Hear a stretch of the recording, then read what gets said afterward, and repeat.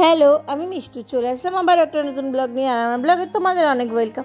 ওই যে দূরে দেখতে পাচ্ছ আর ঢাকের আওয়াজ আসছে, ওটাই হচ্ছে মায়ের মন্দির। তো গাড়ির থেকে চলো সব কিছু বের করে নিয়ে হাঁটা দিলাম, কারণ এর ভেতরে আর গাড়ি আসা যাবে না, কারণ অনেক অনেক ভিড়, ওখানে গাড়ি রাখতে হচ্ছে তাই। আর চারিদিকের পরিবেশটা দেখো, এত সুন্দর দেখে যেন মনে হচ্ছে কেউ রং তুলি দিয়ে সুন্দর করে রং করে রেখে দিয়েছে। পুরো পরিবেশটা যেন চোখে ভাসছে জানো। আর এই যে এখানে মার চরণ দেখতে পাচ্ছ, এখানে আলতা আর সিঁদুর দিয়ে তারপরে যেতে লাগবে মার কাছে পুজো দিতে।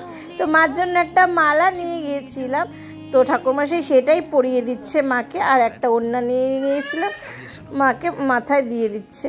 তো মার জন্য শাড়ি নিয়ে যাওয়া হয়নি, এরপরের বার যখনই যাব না কেন, যাই না কেন, মার জন্য অবশ্যই মনে করে শাড়ি নিয়ে যাব। তারপরে চলে আসলাম এই বাবার কাছে পুজো দিতে। এত ভালো লাগছিল, মনটা ভরে যাচ্ছিল আনন্দে। তারাপীঠে তো 500 টাকার টিকিটের লাইন দিয়েও মাকে এইভাবে পুজো দিতে পারিনি। সত্যি বললাম, আমরা অনেক অনেক খুশি তারা মা আমাদের জলপাইগুড়িতে আসছে বলে। তোমরা তো সবাই জানোই আমি মার কত বড় ভক্ত।